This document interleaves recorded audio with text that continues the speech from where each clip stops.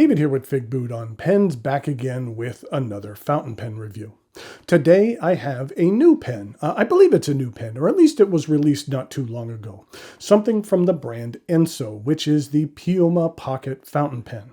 What I'm going to do today is go over the parts and features of this pocket pen, talk about what I care for and what I don't care for about it. I'll show some measurements, size comparisons, and provide a writing sample. Thanks go out to the good folks at Enso for providing these three pens that I have today to show you for review. I've previously reviewed a couple of different pens from Enso. They are a brand which was established back in 2014, and they are based out of Los Angeles, California. Enso was founded by a designer by the name of Carlo Aiello. The company name Enso is spelled using all lowercase letters and an accent over the E. The name is a bit of play on words, combining the Italian name of Enzo, E-N-Z-O, with the Japanese word enso, which means circle. The Japanese word refers to a hand brush circle, which is created with a single brush stroke and a single breath. It relates closely with Zen Buddhism. Zen masters will brush an enso when doing calligraphy to express the complexities of Buddhism and express a moment when the mind is free to let the body create. Okay, let's take a look at a couple of pens. The pen arrives in this minimalistic box, and inside there's a cartridge, and there is also a pen. This is the Enso Piuma Pocket Fountain Pen. The pen is available in three different varieties. It comes in brass, as well as titanium, and also an aluminum version in black. I have all three versions right here. Let's go ahead and set aside the titanium and the brass for right now. I'll give you a closer look at those during the writing sample. And let's focus here on the aluminum model. It has a black anodized finish, which gives the pen a bit of a matte feel to it. You can see this is indeed a pocket pen. Kind of reminds me of a long bullet, or maybe like a lipstick. The name Piuma is an Italian word meaning feather. It's used here to pay homage to the very first fountain pens, which were made from feathers. Let's start by taking a look at the cap. The top of the cap is rounded. The cap is clipless and angles up slightly before it straightens out. At the end of the cap, it is printed with the Enso logo, as I mentioned previously, in lowercase with an accent over the E. The transition from cap to barrel is fairly smooth. And then we have the barrel. I hesitate to even call it a barrel. It's so short. It's only about 1.25 inches in length. It is straight, and then at the end, there is a medium-sized step down to the posting threads, and then the end of the barrel is rounded. Typically, I am not very fond of the twist-to-post look on a pen. The threads tend to look odd when they're just not being used, but I feel the way that this pen is designed, it does a good job of hiding the threads in plain sight. I barely even notice them there. I like to think the design element of having the end of the barrel rounded helps out there as well. The cap twists off with a single rotation, and underneath there is a number 6 Bach stainless steel nib. Not many pocket pens utilize a number 6 nib other than the Schoen Design Pocket 6. I'm having a hard time thinking of another. On this black aluminum model, the nib is coated in a black lacquer. On both the brass and titanium models, the nib is untreated. And it does come in either fine or medium. And here's a look at the plastic feed. The section begins with a rounded flare, then angles up until you reach the cap threads and a medium-sized step up to the barrel. With this aluminum model, even though this section is metal, the anodization provides a really nice coating which doesn't make it slippery at all.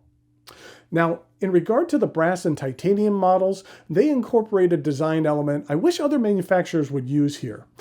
A slick metal section can really diminish the writing experience, and on both of these models, while they have more of a raw metal section, I don't find them to be slippery. That's because of the small grooves in the section. Here's a close-up picture of them. You really don't see them here with the naked eye, and barely even feel them. In fact, the entire exterior is covered in these grooves, but it's almost imperceptible. But on the section, these grooves do a really good job of helping you maintain a decent grip.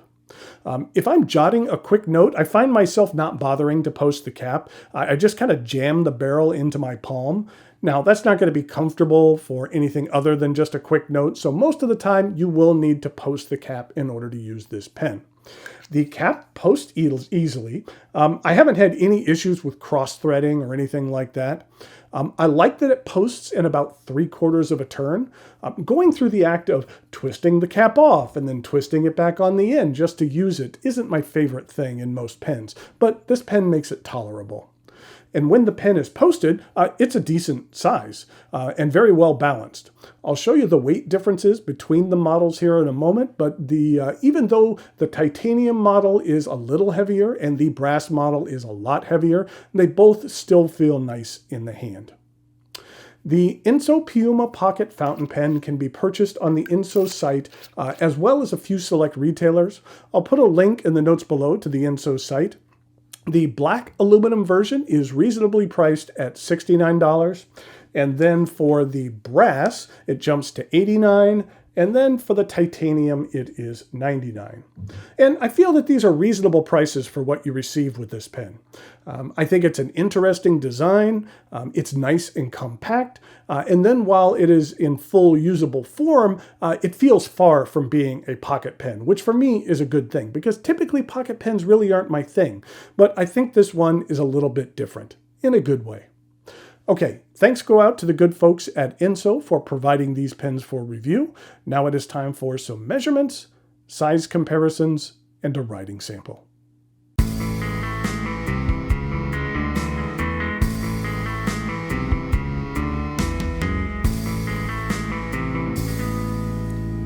Here we go with some size comparisons for the Enso Piuma Pocket Fountain Pen. Here is the black, like you were seeing before, and then here is a look at the brass version. Just wanted to give you a look at that one. Now this is obviously going to be the same size. And then here it is in titanium. In regard to a couple of other Enso pens, this is the original Piuma. I need to polish this up. This is a brass model that is tarnished a little bit over time, but you can see how it compares to that. And then this is another Enso pen, which was called the Minimalista, which is very similar to in size to the Piuma Pocket.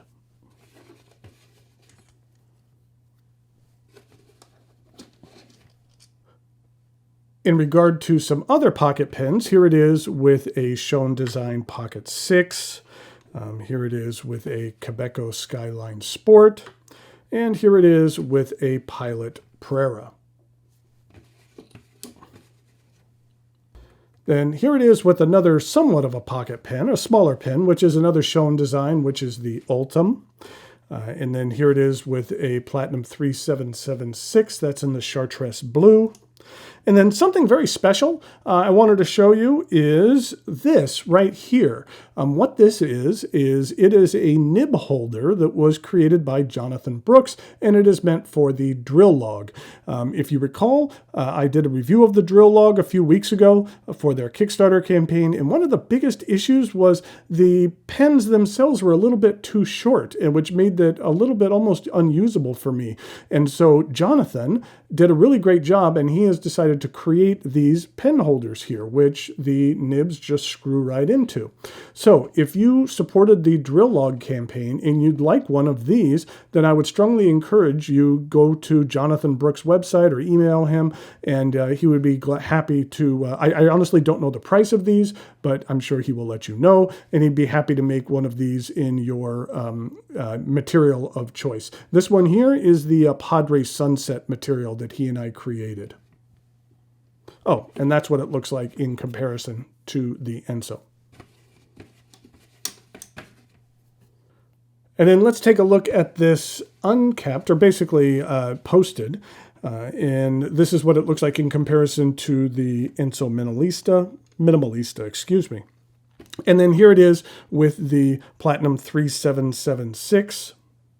And here it is with the Pilot Prera, so that you can see that when it is posted, that it is a fairly decent sized pen. I wanted to show you some weight comparisons on these pens.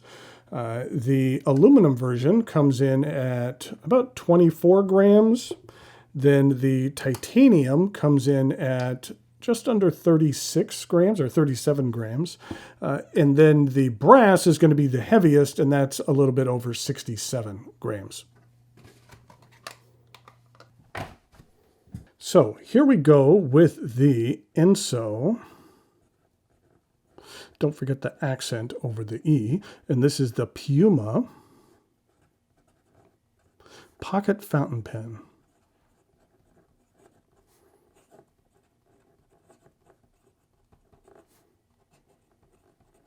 This is a medium stainless steel nib, and the ink I'm using here is Diamine Communication Breakdown.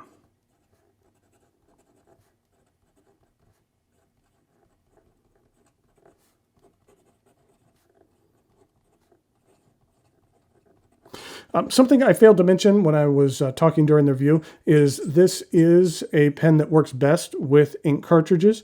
There are the very small aerometric converters that you can use on this. It is standard international.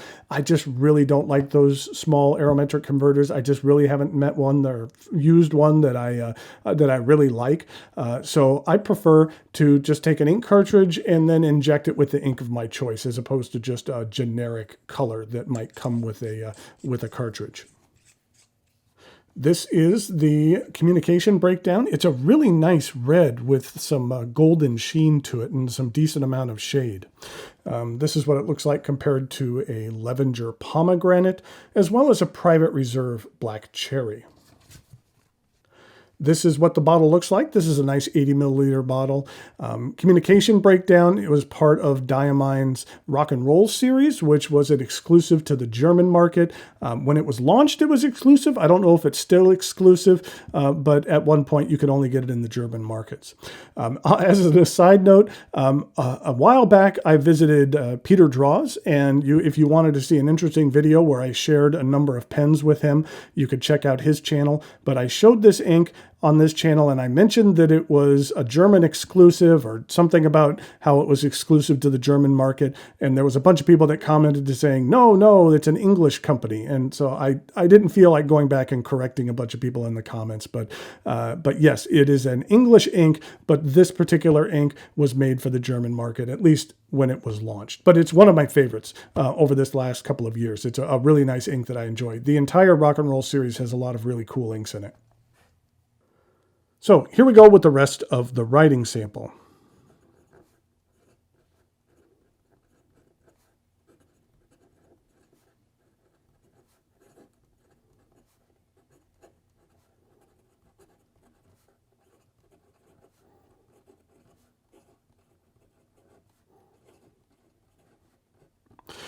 This nib is rather firm, and you know what, to be honest, it didn't necessarily say if it was a fine or a medium. I'm almost leaning that it might be a fine. It is a bit on the firm side. I will say it's fairly smooth. It's not scratchy whatsoever. You're not going to get a lot of line variation out of there. The ink flow is more like a fine. And then in regard to reverse writing,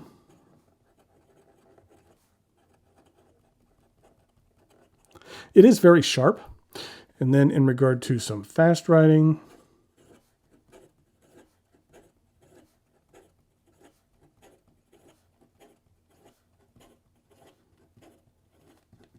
there's no issue at all. Yeah, I'm thinking this is more of a fine.